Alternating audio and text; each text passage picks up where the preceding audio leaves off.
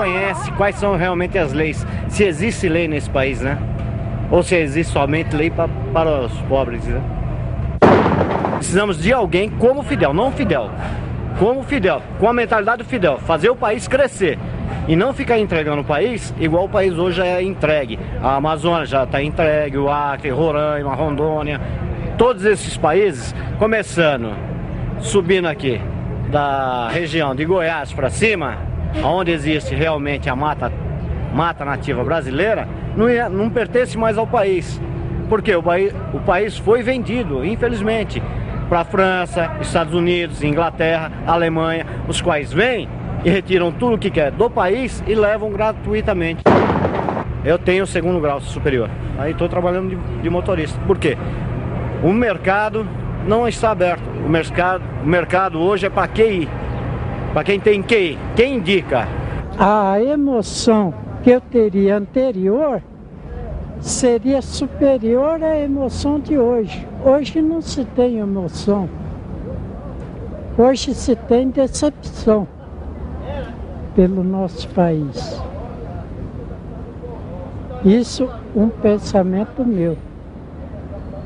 Às vezes nem todos podem ter o mesmo pensamento que eu tenho. Brasil. Este Brasil, esse país enigma, ninguém sabe o que vai acontecer. Não teve ainda um desastre de uma guerra civil. Acho que é porque Deus não nos compreendeu, talvez. Brasil, onde as pessoas falam sobre ele, quando falam sobre eleições, sabem que é um país repartido, tem os currais eleitorais, tem um coronel que manda aqui, tem um cara que manda aqui, tá. Cada região tem um dono. Então, de repente, nós temos hoje aqui conosco uma pessoa que a gente não dá para imaginar como é que ele pôde se eleger deputado estadual apenas por sua plataforma. A plataforma, sabem qual era? Educação. Só educação. Ele é o deputado estadual César Calegari. César, como foi que você, candidato, furou o bloqueio dos donos das regiões do estado de São Paulo? O tema educação não os assustava?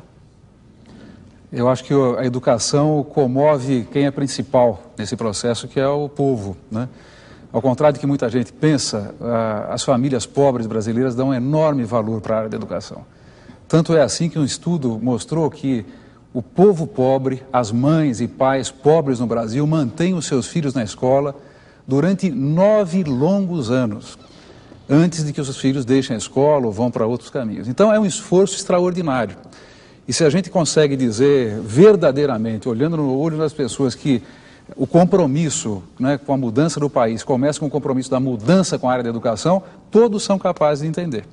É claro que vencer o chamado curral eleitoral, onde as pessoas se apresentam como os donos da região, o deputado da região, tem que votar em deputado da região, quer dizer, isso tudo bem, faz parte do processo político, também é importante que as regiões tenham os seus candidatos, né, os seus representantes, mas o que eu acho que é complicado no nosso país é que no Congresso Nacional, nas Assembleias Legislativas e mesmo até nas câmaras municipais, as pessoas começam errado, né?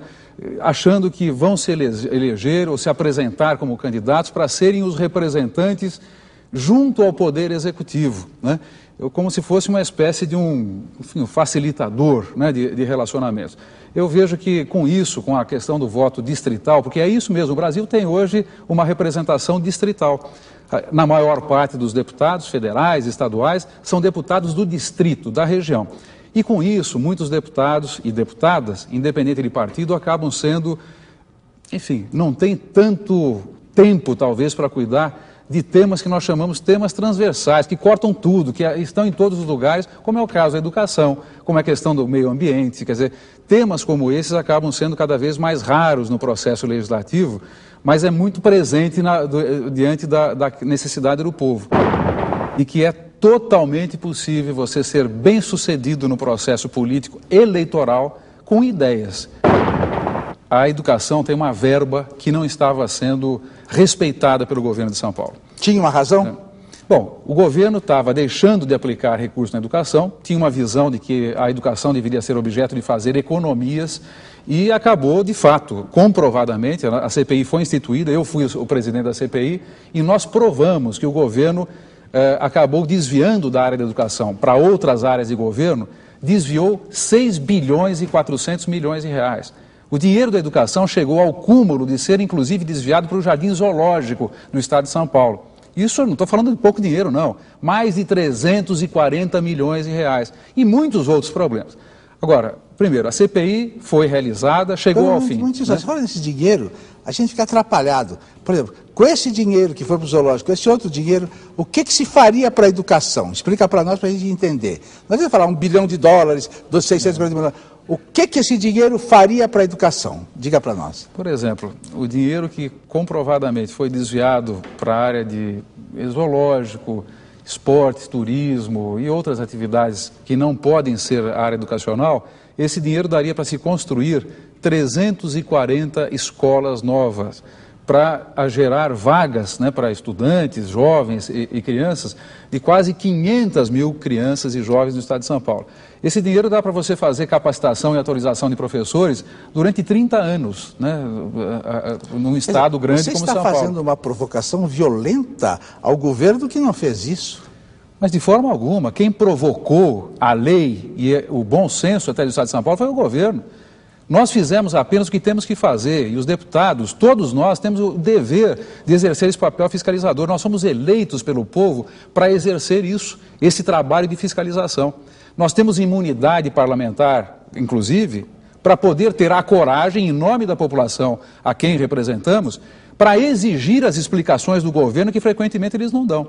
Agora, a CPI que nós presidimos acabou produzindo efeitos extraordinários. Exemplo. Primeiro, o governo começou a devolver o dinheiro da educação. A educação brasileira é uma das piores educações do mundo, né? Recentes estudos da ONU mostram que o nosso país, nós nos classificamos na 8ª economia do mundo, né? País com tantas possibilidades, está classificado em 85º, 85, né? O lugar que nós estamos classificados nos indicadores sociais. Isso é uma vergonha, né? A questão educacional é a que puxa o nosso país para baixo. Países como Paraguai, Uruguai, que nós preconceituosamente muitas vezes achamos que não, são países mais atrasados aí da América do Sul, têm uma educação muito melhor do que a nossa. E na área da educação, se a lei for cumprida, a lei que aí está, não tem outra lei, se a lei que determina que os recursos da educação sejam aplicados na educação, nós teremos condição já com isso de dar um salto de qualidade incrível, né? Então, veja, cumprir a lei no Brasil hoje é uma coisa avançada. Quer dizer, é incrível o que nós estamos falando, e principalmente na área social.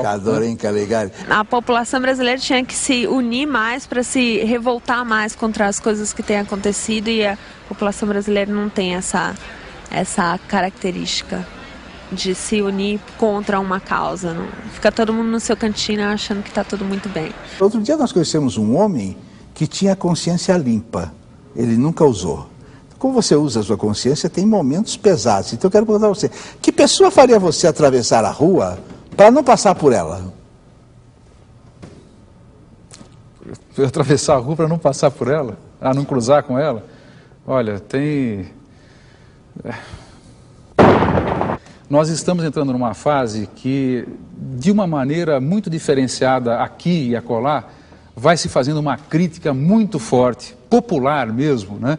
Aquilo que nós passamos a chamar aqui de neoliberalismo ou de liberalismo, ou seja, a época em que o mercado, a moeda e os valores, né, materiais eram simplesmente os deuses absolutos.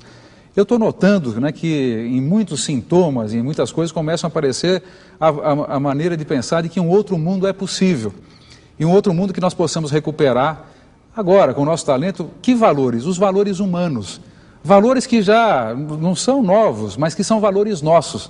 São valores como a solidariedade, valores como a verdade, valores como a retidão e o caráter, questões que são fundamentais, né, na sociedade humana e sempre foram importantes. Desculpe falar uma palavra que você não gosta, a chamada palavra importante, mas que, de qualquer maneira, eu vejo com muita esperança que essas coisas todas começam a serem trazidas de volta por vários movimentos. Eu, portanto, tenho muita esperança que nesse século XXI, nesses próximos 10, 20 anos, nós possamos reencontrar, né, naquilo que a sociedade humana sempre foi como potência, né? Não como realidade, mas como potência. Quer dizer, algo bom de ser vivido, né?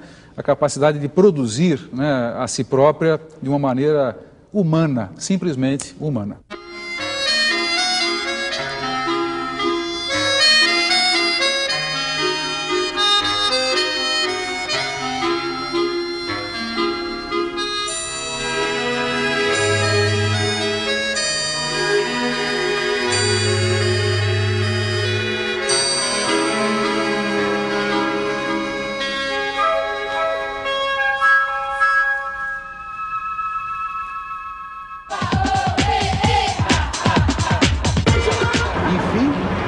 O que fazer?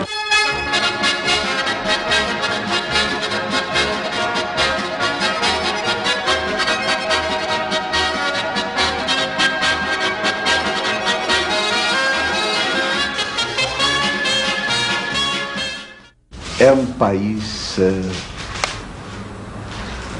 que eu diria que dá vontade da gente meter a mão na boca a fundo e a mal só para divertir os tais sãos. Ils ne font pas de mal. J'ai rien contre la comédie française. E l'amour. C'est un autre sujet. Une bombe sur l'amour. Une bombe sur l'amour, oui, ça pourquoi pas. Ça va. Merci. De rien, monsieur. Mostra a criatura. Vous filmez comme ça tous les endroits où vous allez, pour la famille. Regarde comment sont les Français. Como são les Français. Gostou?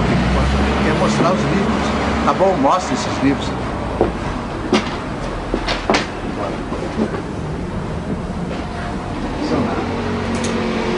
Merci, madame. Mais de rien, monsieur.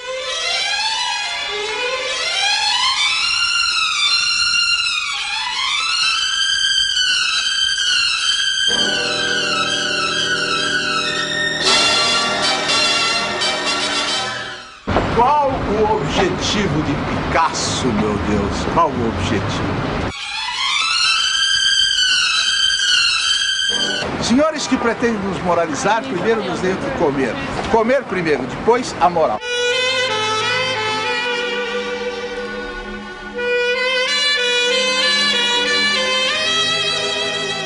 Aqui, um restaurante.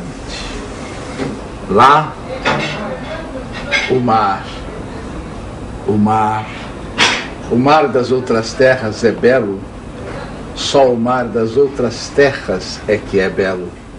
Aquele que nós vemos dá sempre saudades daquele que não veremos nunca. Olhe, é o mar da cultura mundial. A cultura, meus amigos, faz com que você pense um pouco mais ou repense antes de pensar.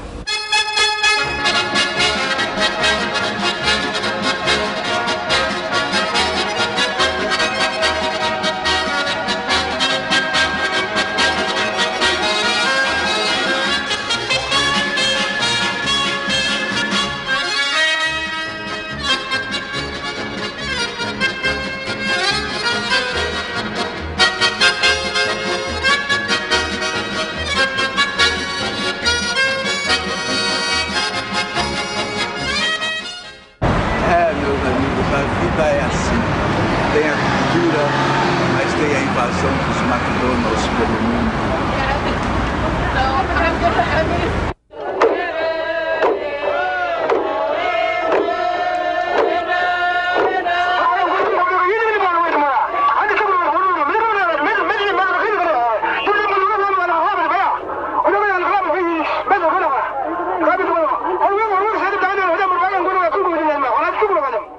Eu não concordo com nenhuma palavra do que dizeis, mas eu defenderei até a morte o seu direito de dizê-las.